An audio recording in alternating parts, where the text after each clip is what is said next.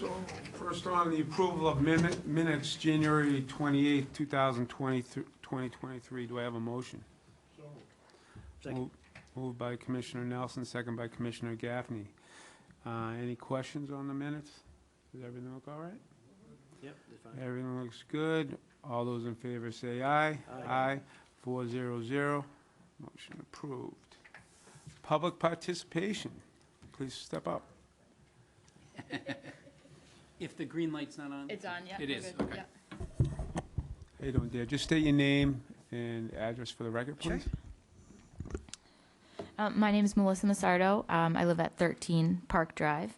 I want to thank you for allowing me to speak today. I have 8 and 5-year-old sons, and I remember seeing the Parks Place camp at Veterans Park when we were looking at houses in Burlington 10 years ago, and that's one of the reasons that enticed us to move to Burlington.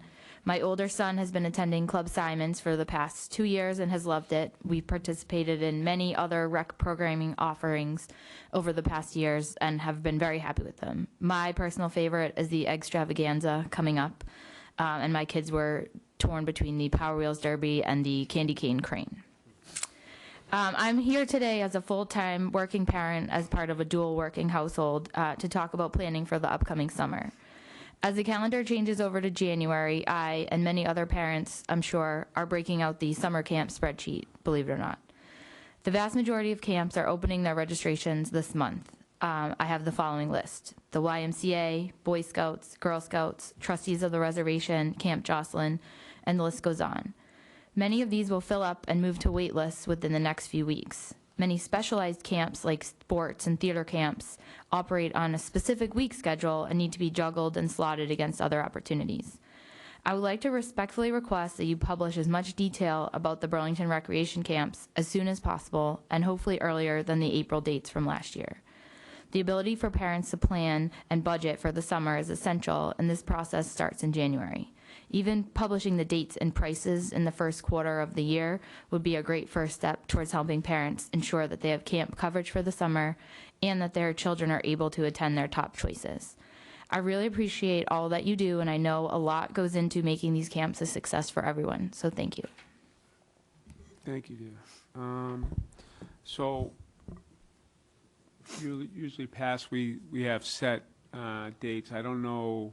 I will turn it over to Brendan and Kelly, and you could probably answer her question better than when our timeline is, and what specific questions we can answer on that one.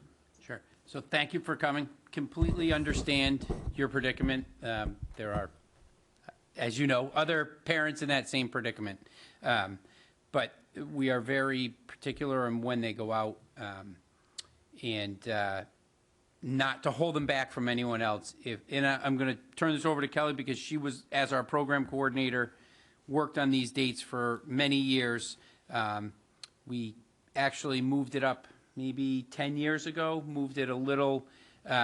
We used to release our brochure in May. So we're back to April now, when registration is held and everything. So I'm just going to state a couple of the reasons why we do it.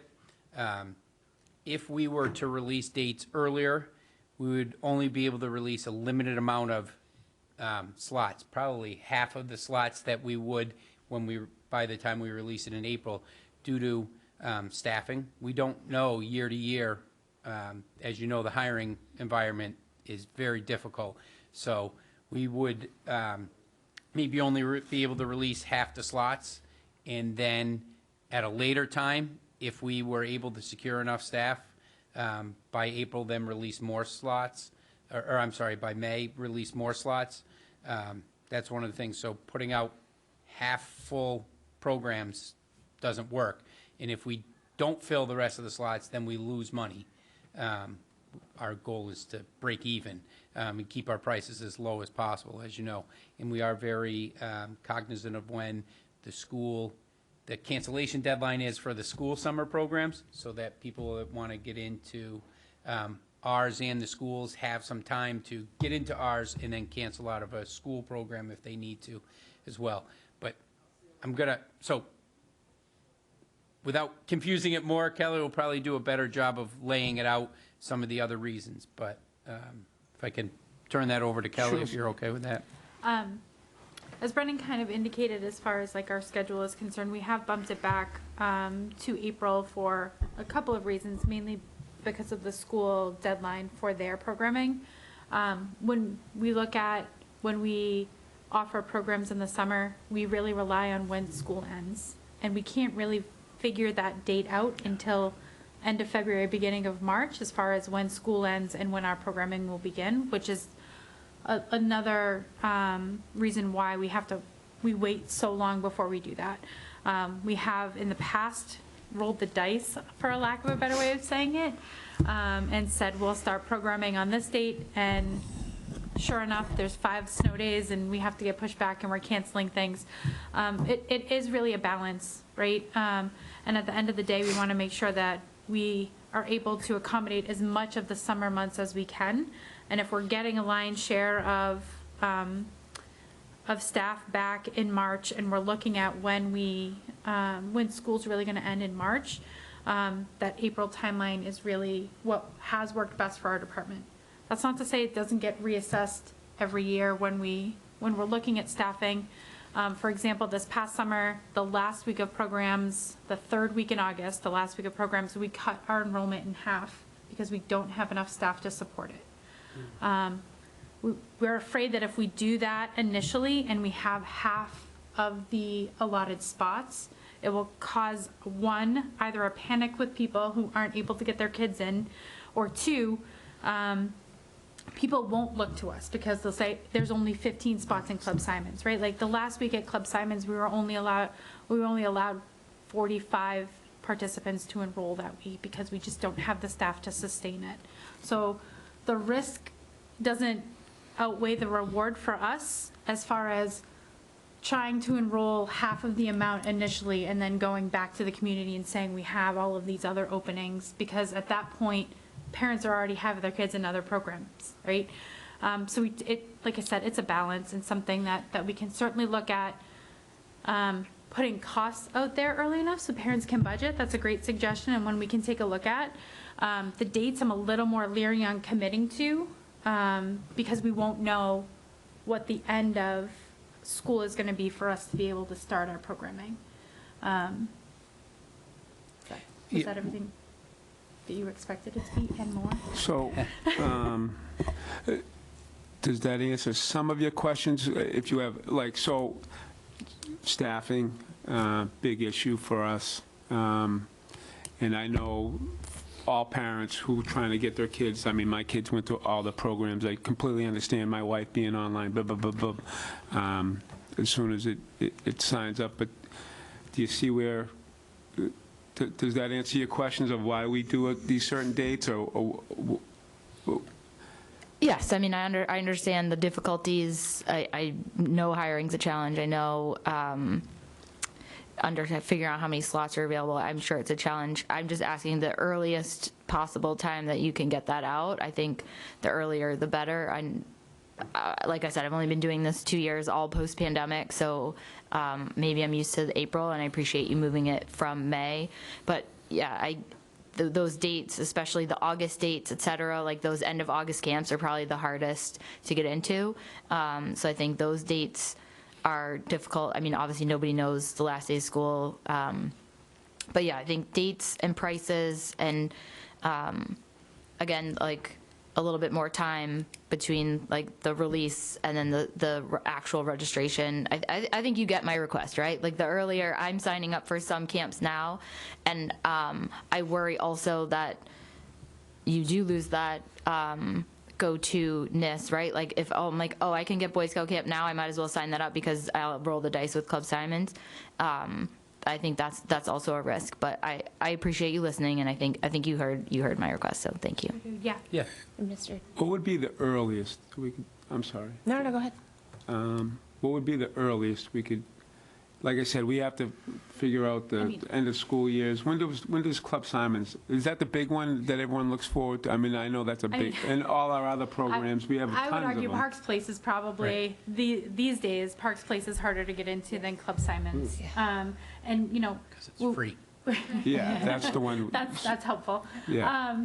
But we always want to maximize what we can for the community as a whole, right? So in order to do that, we have to secure staff. We're securing staff all the way up until programs start, right? Like we lose staff and gain staff, right? But the lion's share of our staff comes in March, right? So I would venture to guess that I wouldn't feel comfortable stating anything other than April at this point in time. Whether we move up our timeline and we talk about, you know, how we might be able to get information out sooner, we can have those conversations for next summer. This summer, it's kind of already at the point where, you know, we're just reaching out to our staff now. Most college students don't know what they're doing next week, let alone in 3 months, right? So it's like I said, it's a balance, and we hear you. And, you know, we will get it out as soon as we possibly can, and maybe some just vague Estimated information, dates. right? Like, we can start looking at how we might be able to be better about that. We do recognize that the time between the brochure getting released and the registration date for the last year or two has been tough and really tight. We're hoping that doesn't happen. Oftentimes that's when we have to, for this past summer, we did have to shift. We shifted a bunch of our dates and moved a bunch of things around at the very last minute. We're hoping we don't have to do that. You know, we're shooting for a week between the release and the start date, because we recognize that parents, not only do they want to be able to budget, right, but they want their children to be with their friends, and they want to go to camps the same weeks and those kinds of things, right? Like, we recognize all of that, and we try our best to hit that mark. And that's something, obviously, we try to do better and better every year. And hopefully, you know, we'll be able to do that, taking some of your suggestions into play as well. Of course. Anyone else have any comments? Yeah, I mean, sorry. Yeah, okay. Obviously, I'm a mom too. My kids are a little bit older. But post-pandemic, I feel like it's been even more difficult to get, you know, to get a program, to get your child into the program, to make sure you get registered for the right weeks, coordinate everything. I think as Burlington resident, our kids would prefer to stay in town with their friends than go to an out-of-town camp, which is great for us as a, you know, as a commission and as a recreation department. They want to stay here in town. They love the programs that we're offering. So it's always good to know, like, if there's a you know, a couple dates you can guarantee. Like, obviously, you know, there are certain dates in July or whatever that, you know, that there will be a Club Simon. So even, obviously not possible in the spring brochure because it's probably in production right now. But just putting, like, save the date, Club Simons will be coming up this week. Don't forget Parks Place usually, you know, just to at least give us an idea of, again, pricing and all that, because there is a budget consideration here that we all have to, you know, think about. You know, with overnight camps, I was talking to the chair about this. Overnight camps, if you have a really good overnight camp, those things book up before September. You know, I mean, there are just some camps that are super, super, super competitive to get into. So whatever the commission, you know, whatever the department can give us to help us understand, like, dates or at least something, so we know, that would be great, especially in August and that last week. It's always hard in June, but like that last week in June when there's you know, there's that gap, it's always nice to just have a couple offerings. Granted, those are like, you know, frosting on the cake, but at least if there can be some ideas on dates, that would be greatly appreciated. What also goes I, into this too, sorry, is, you know, obviously when school does get out, even when we figure out the last day, we still have 80 to 100 staff to orientate in order to get them started in programs. So I think we've added some programs in between that aren't our staff, like contracted Yep. programs, science and, you know, math, some STEM programs. So we have to keep that in mind as well, getting that, you know, 80 to 100 staff, summer staff trained and orientated and up to date on our policies. So, sorry. And our full-time staff does a great job of sandwiching our programs with contracted programming, right? Oftentimes that's the stuff that we're canceling or making last-minute changes to because of change of school dates or those kinds of things. So we do try to be really cognizant of that. And, you know, our programming is really popular, and it's something that we're really proud of. We put out a great product in the summer, and to Brendan's point, we need to be able to train staff to be able to do that, right? So Those kids, I say, no, I'm so old. Our staff, the lion's share is still in school until the last day of school, right? So like ultimately, there has to be some sort of buffer, you know, and we feel it from parents, we feel it from the community, we feel it from presenters at our orientation, right? We're under pressure to set very specific dates as quickly as possible, but we want to make sure we're doing it as thoughtfully as possible as well. So we don't want to overpromise and underdeliver, because that would be, in some cases, even worse. So as soon as we can get them out, we certainly will. And we will try to maybe send out some teasers, or, you know, our office staff is well-versed in programming runs typically the last week in June through the second week in August. And they'll chat through a number of dates with people, looking at last year's brochure as a guide. And we kind of go through with them any major changes that are coming. I can tell you there aren't major changes this summer. We're offering our typical programming. Thank you. Through the chair, one more comment is that I think school may start after Labor Day this year too, so that's an added bonus for you. But yeah, thank you everyone for your time, and I I appreciate hope that it. answers you. Yes, very much. Your concerns, and thank you for coming in. We appreciate it. Thank you. Thank you. Thank you so Have a much. good night. If you have any other questions, give us a call. Yeah. You're welcome. Just don't send your neighbor in. I will not. Tom Horty. Oh, okay. You're getting a shout out tonight, Tom. Beautiful. So, Director of Parks and Recreation report, Brendan? Yes, thank you. All right. So our big item tonight, obviously, is the budget, but I do have a couple other items. Just our maintenance division, with the recent snowstorm, just so everybody knows, they get called in to handle these storms over weekends and overnights. And they're out on the roads for the beginning of the storms, making sure travel is safe in neighborhoods and stuff. And then they get called at the end. They get sent to do parking lots, schools, things like that. So it's always nice to give a refresher to everybody, know what their responsibilities are during the storm. So, and then they've been they did some cleanup after that of parking lots and, cleaning up sight lines, entering and exiting parking lots. And then they're working on still taking down Christmas lights, and they kind of put a damper or a slowdown on that. Our assistant program coordinator position has been posted. After our last meeting, it was posted the next day, and it will be posted until the 29th, and I'm sorry, until the 29th, and we're hoping to start scheduling interviews that week, and second interviews the week of February 9th if needed. And then I'd just like to thank everyone for their participation in the Civic Expo. It was a nice turnout that night. It was great to see all of you there, and I think they're already talking about doing it next year in a little bigger venue. It was tight in there, but it was good to see the turnout. There is some obviously town meeting members that were coming through and checking things out, but also just some of our residents took advantage of it, and it was good to see some of the kids out there too, learning about town government, which was great, and what the different departments do. So, thank you. That was a good night. Any questions for Brendan's report? No? So that is good. Kelly, do you have anything to add? I have just a couple quick things. First is our program division will be offering the annual special summon soiree event on Friday, February 9th at the Hilton in Woburn.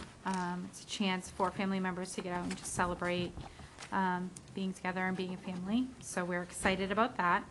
Our TR division has had some really great success lately with our ski program this year. At Neshoba, we have a couple participants who are receiving some inclusion support that's going really well. And then at Wachusett, we have one participant who is actively taking adaptive ski lessons up there and is using a sit ski and honestly having the best time. We've got some really great feedback from them as well as their family members. And I really, want to thank Emma for her work on that. She has been calling mountains since I think August, trying to make sure that, our participants can be supported in whatever manner they need at both of our ski programs. So I look forward to that. Awesome. That's great. Continue the good work, Emma. I love that, hearing stories like that. Thank you, Kelly. Chairman's report, I have nothing to report tonight. Any subcommittee reports? I do, Mr. Chairman. Commissioner Gaffney. Yes, on the planning board, we had, at the last meeting last Thursday, we had the Fox Hill Building representative and as well as their architects go before the planning board. And I took note that they had some drawings of field availability with regard to that. So, I'm always kind of confused on where recreation starts, where the schools start with regard to what fields are going to be there, what fields needed. I think they had put in 2 softball fields, but I know we hadn't used TRW in the last year, so I'm not sure that softballs were needed. What's the approach that will work with the building commission on? Sure. So recently, the school facilities operations manager, Bob Kuna, shared the plan and asked for some input. They do show 2 softball fields is the version I saw with a multi-purpose field in between, which would be beneficial. Especially, it could be helpful for the high school softball program, having 2 fields, 1 location that the varsity and JV teams can go to, and when you're coming from another school to play Burlington, having your varsity and JV teams, 1 bus dropped off at 1 location. I'm not sure if that's in play for, the high school, but having a couple additional softball fields. TRW really is not playable for any kind of advanced softball. The fields, because of the fence with Mall Road, they're tiny. Like I know Little League used to put up their clinic up there, their T-ball, but even then I think they've been doing that at MITRE most recently.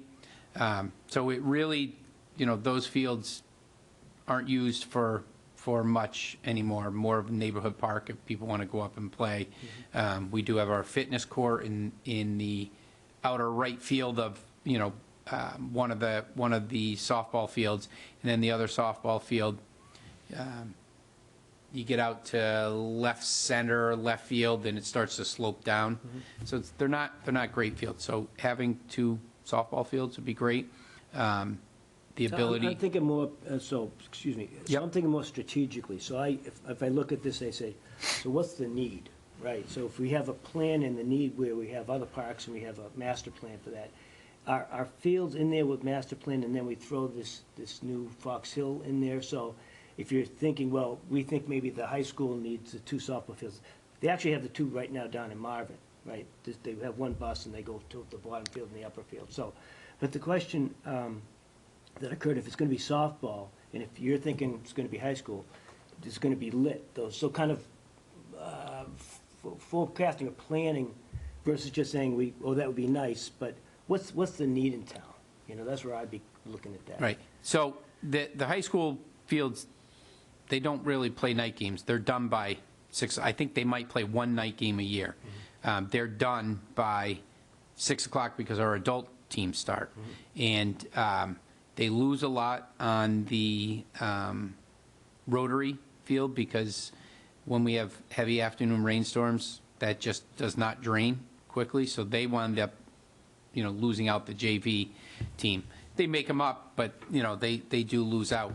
So having 2 brand-new softball fields is probably, it is a need for the high school. I know coming off of their outdoor field plan, that having a complex where they can go whether it's redoing Marvin and Rotary, or, you know, talked about potentially at Miter, but work needs to be done to those fields as well to be able to accommodate. So it is a need if they can get it done at, with the new building, you know, on the grounds of Fox Hill. I think it would be beneficial. Also help for the youth softball teams. So it would be, if you think you were to do, I'd say a higher class or better class of field for the high school team, like you're doing for the high school baseball team, with dugouts, things like that, and then you'd help out Herb Chambers where the balls are, you know, heading over the fence there. But, you know, what I saw was just 2 fields, but there wasn't any talk about kind of making it high school level, which if you go to other high schools, there are, you know, dugouts there, and they're well done. Right. So that was questions put to me. I gave my feedback last week. I don't know, you know, if that made it into. It did not. Right, into that meeting or not, but they do have my feedback. So I anticipate, you know, additional meetings on that to figure that out, if that's the direction they want to go with those fields. Thank you, Mr. And then, Chairman. and then a multi-purpose field in between, you know, Yeah. that utilizes the outfields would be great, because right now soccer has started using Fox Hill more. Yeah, yeah, and things like softball, you'd want maybe a fence, right, at the, like we have down at Simons, but you don't have where the high school plays, so, you know, that's just, it's wide open, and you can go down to Herb Chambers, and then, so, who knows what it is. Well, yeah, there's netting along left field there, but that's seen its And that better goes off the days. left as well. And yes, Yep. and then it does slope to the left. So, Yep, thank you, man, thank you, Mr. Chairman. Excellent. Accessibility-wise too, excuse me, Mr. Chairman, but accessibility-wise too, the softball team does need a better field for people to be able to access and be able to watch a game. You know, I mean, obviously, they are winning championships, they deserve a championship field. Excellent. They have enough room there for 2 fields? At Fox Hill, if they build a new school? Well, what I saw, they have room for fields, but I think if you're gonna go. Because it all slopes down, it's, Well, yeah, it's gonna be where the existing school is. School is. And they're gonna put the school basically in the parking lot that way. oh, okay. So it would be fairly Yeah, I haven't seen the plan, so I, flat, but it's gonna be kind of on top of each other. But if you're thinking high school level, you'd want, you know, the fence out there for the home run fence, and, you know, you'd want probably a little bit more room for that. okay. But, you know, it didn't get too much detail, it just showed kind of 2 fields kind of like this, you know. And then you could make an open, like I said, the open field kind of in the outfield between the 2. I took that as what I saw as their like initial, this is what we could have, so. Right. So we may want to provide input to that. And maybe we can have those folks just, you know, provide some input to the board at some point, you know, kind of do a presentation to say, here's what we're thinking. And you guys can take a look at it as well live and pose some questions. Did they pick they haven't picked a project, have they picked an engineering, They've got an architect, they got an architect, all that's been approved and all that, yeah? well, it's been funded, and so they're proposing now something to the school committee, but Okay. there were a lot of questions the other night on, you know, traffic flow. That should be interesting going forward. Yeah. Glad I'm not on that board right now. Thank you, Mr. Chairman. Thank you. So new business, Brendan, the budget? Yes, thank you very much for, I had sent out the budget last week, and I know I sent an extra copy, an additional copy on Friday with my report and stuff, and I understand that the cover sheet was not on that one, but you did get it earlier in the week. So just where we stand right now, we do have a 5.18% increase on over last year's budget. Before we looked at any materials, supplies, anything like that, any other increases in part-time salaries or anything, we were at 5.16 due to contractual obligations for BMEA contracts. So out of the department's 17 employees, 15 of them are covered under the BMEA. So That gives us a 5.29% increase on full-time salaries. There was, and the other two people in the department are under the A&P, and that contract has not been settled yet. So at this time, we are at a as I mentioned, a 5.18% increase. Talked about the increase in salary due to the contractual obligations. There's increases in materials and supplies. There are increases in our capital outlay, as well as our occupancy and overtime accounts. The increases in materials and supplies, we looked at, I'm just going to flip to that, sorry. We looked at where we had deficiencies, and obviously, as we add more fields and properties into our field maintenance program, we do have to make increases there to cover those. We also increased our grass seed, as well as our repair, we added a tools and rental equipment line. When our equipment does go down, we really have to figure out where in the budget we're going to, find money to cover those costs. Sometimes we hit up the revolving account, but there's other projects that we do out of the revolving account, so we can't guarantee that there's money in there to rent equipment. This comes in handy when the bucket truck goes down, that we have to rent a bucket truck, or working on the, example would be the tee pads at Simons Park for disc golf. We would, if the DPW's mini excavator was not available, we'd have to rent one. Starting to fund a line for rental equipment is something we've talked about for a couple of years and that we need to do. And then also our playground surfacing, with the rise of material costs over the years, or since COVID, post-COVID, that's one line that has gone up that we haven't accommodated before, but this year we felt that we need to really take a look at that. We replaced playground fiber in all of the parks in the spring, usually in June for the start of the summer, and we replace all the playground fiber in the schools prior to the start of school in August.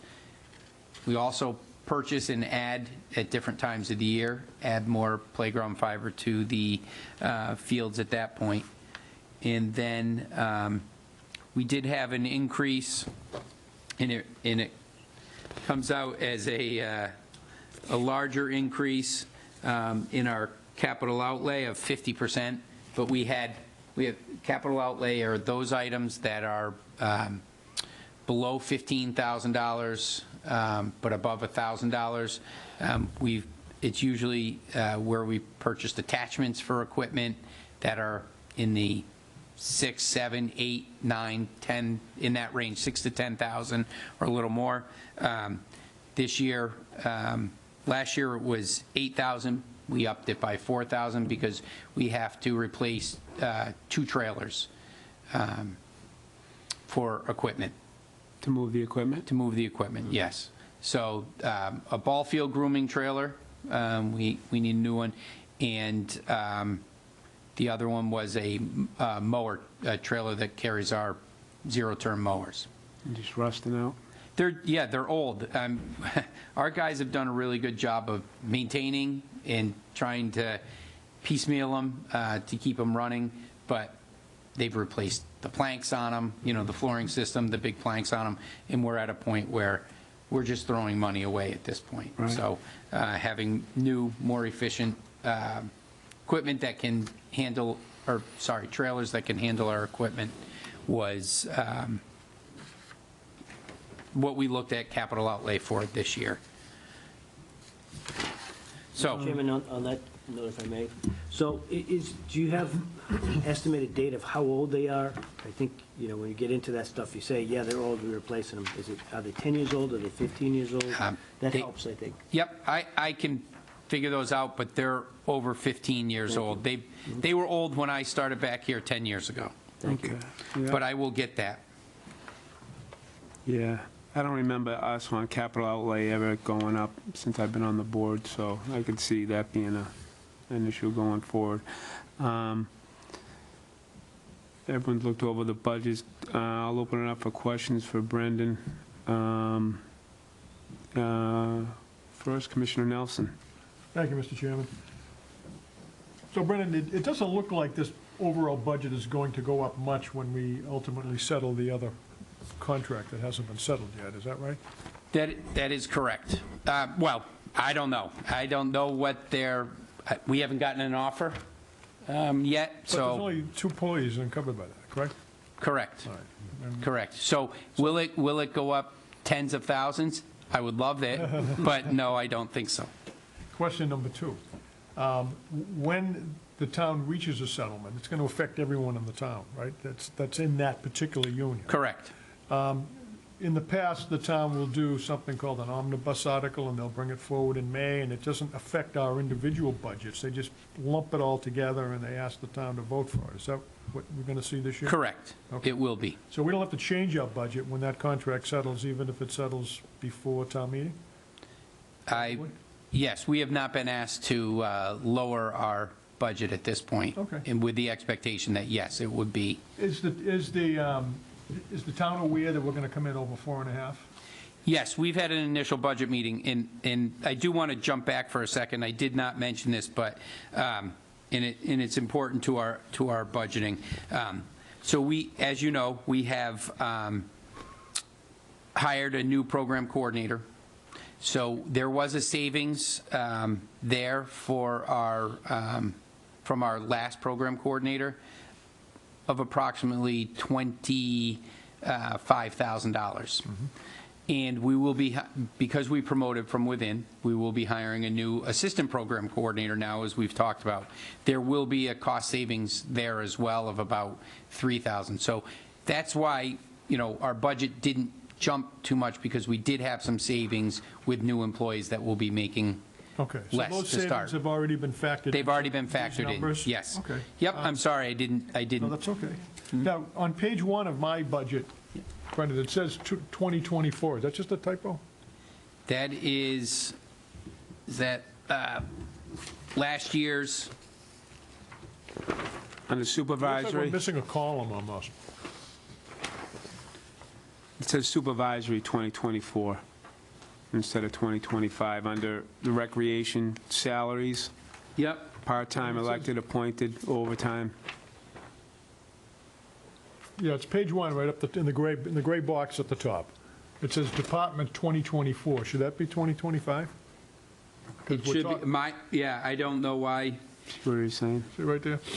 Should be 20. Yep, over on, And then it says 2024 twice, and then it says 5.29, which is the FY 25, I assume, increase.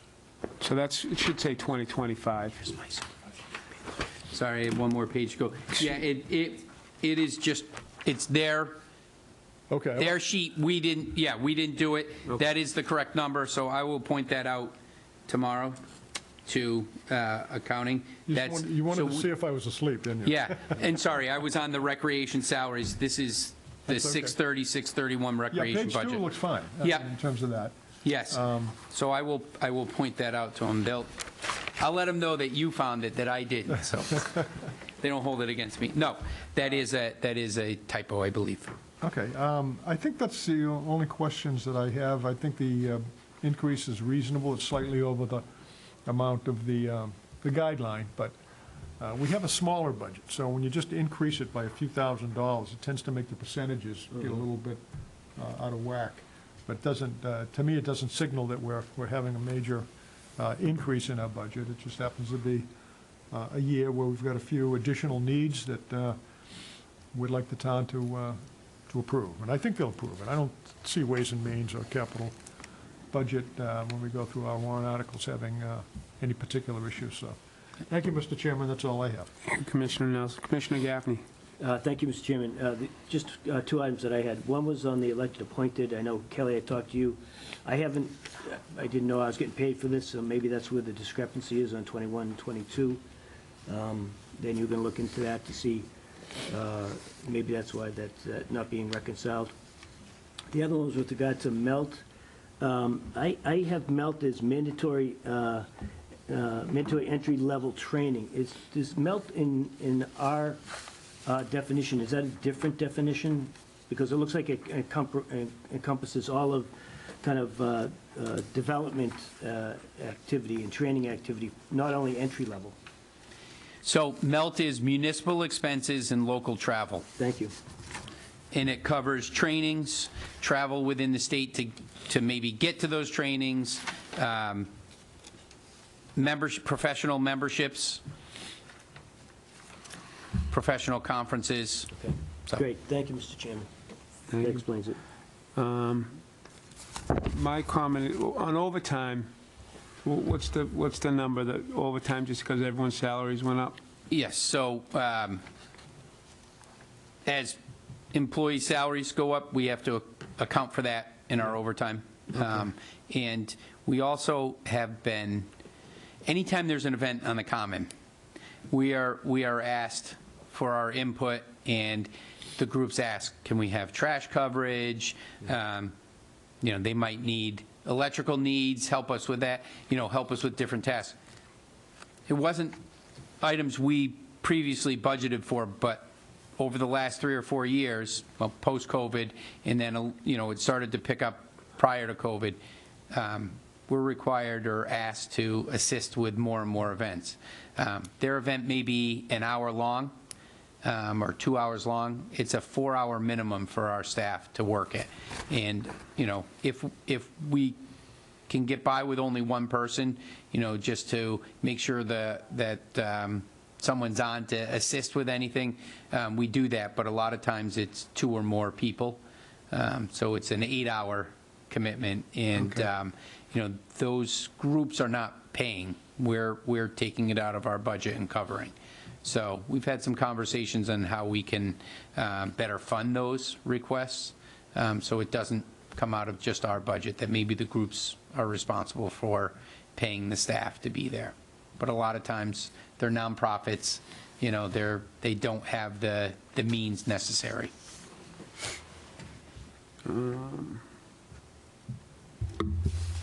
Mr. Chairman? Yeah, go ahead, Commissioner Carlson. So I just have a question about staffing. We have more fields, we have more activities. Is there a thought about maybe having to add, especially on the maintenance side, adding a body for maintenance? That is something we've talked about, and something that we'll probably see in the next year or so as a real request to cover these, to cover the work that our staff is doing. And you will see, increases of full-time salaries, we'll see increases to overtime. So it will reflect across our budget. And we obviously have to work within the town parameters, and if they're looking to add, FTEs or not, full-time equivalents or not. But we recognize, and we've heard from our maintenance department that is a need coming up. Any other questions on the budget for 2025? I forgot to put a motion out there. Mr. Chairman, I move that the commission vote to approve. Do you want to do it tonight, or do you want to wait? I mean, we can do it tonight. I mean, this is, I mean, We're at Jeremy's your not here, mercy, so- but, normally most budgets are approved at a second reading, like we do a policy. I don't really, it's not a complicated budget, but I had emailed Brendan during the week as to whether or not it might make sense to do it at a second meeting. we can do it at a second meeting. I mean, we're under no It's up to the pressure, but I mean, commission, these are pretty straightforward numbers. We can wait. What do you guys think as a There might be board? somebody in the public that's watching that might have a question, and they might want to shoot us an email or something. Okay, we'll wait. We'll wait till the next meeting. I'm fine with that. Right, I withdraw the motion. I withdraw the incomplete. All right, so we have, exactly, incomplete. But I think, you know, the salaries are, they are what they are, so there's nothing we can do about that. Going through the budget process, meeting with Ways and Means, and the whole process going through, we'll just have to battle with them and tell them what we got going on. Thank you. Yeah, Mr. Chairman. Thank you. The budget guideline was 4.5%. Right. So we are a little higher, but I think, you know, we do a good job of working within those parameters as much as possible. I think we're pretty close. And,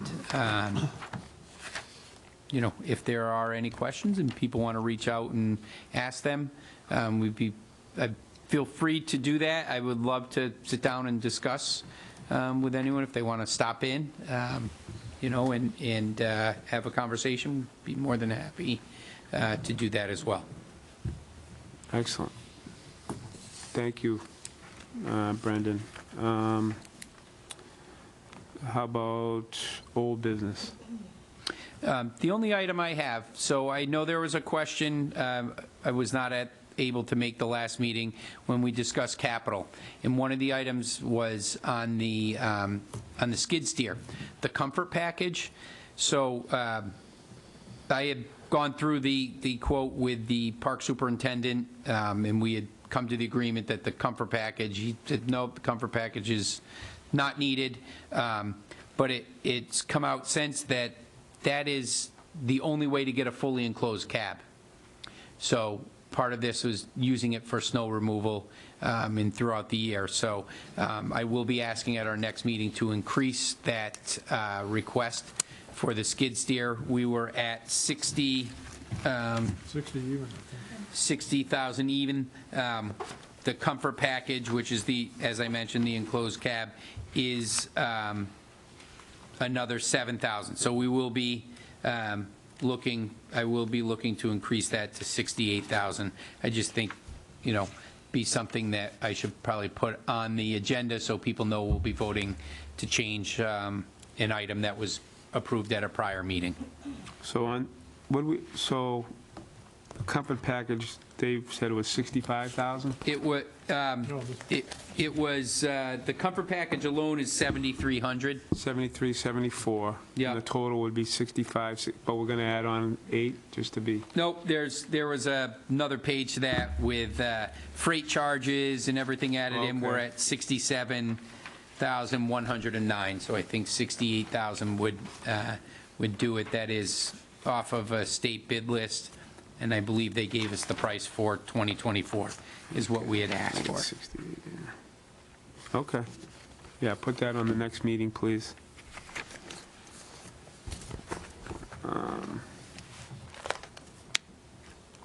Where, old business, I just lost my sheet. Any need for an executive session? Not at this meeting. So our next meeting will be, what do we got going here, guys? What are we thinking? We're going into February. I don't have my phone on me. I'm going to go out on a limb and say the 14th is out, Valentine's Day. Really trying to get us in trouble. Looking at potentially the 12th. Yeah, I Is that know. a Monday night? Hold on, I can't Yes. find my calendar here. Okay. Are you pushing for the 14th? Well, She's got kids running around. She don't worry about the weekends are good. 12 works for me. 12, yeah. 12th does not work for Lindsay. Oh, I'm sorry. So if she doesn't work, we don't know about Jeremy. I mean, I'm open for anything. I'm gone the next week is school vacation week. I am going to be not available. So you can look at the 13th or 15th. Bill, when 14th is, don't bother me, but I don't know if it bothers you guys. Thursday nights are planning board. okay, that's what I thought. It'd be first and third, so it'd be the first and the 15th. Okay. So how When does, do we have to have our budget finalized? oh, they would love to have it finalized already. I mean, we're not going to meet till the end of February. No, we'd have That's to meet. kinda late, isn't We it? have to meet Yeah. before then. Yeah, we'd have to meet before that. 7th? Or the 8th, if, It's a- 7th or 8th? 7th works for me, Dave. 7th? Both of those days, okay? Lindsay? Both of them are fine with me. 7th? You let me. I'm easy. Would rather do the 8th Okay? if we can, if that works for everybody. I think it's all right. Yeah, I can do the 8th. 8th? Okay. February 8th? Okay. Yeah, February 8th here, 6 o'clock? yep, I will check the room and confirm it. And if it's gonna be somewhere else, you know, I'll notify. Yeah. Okay.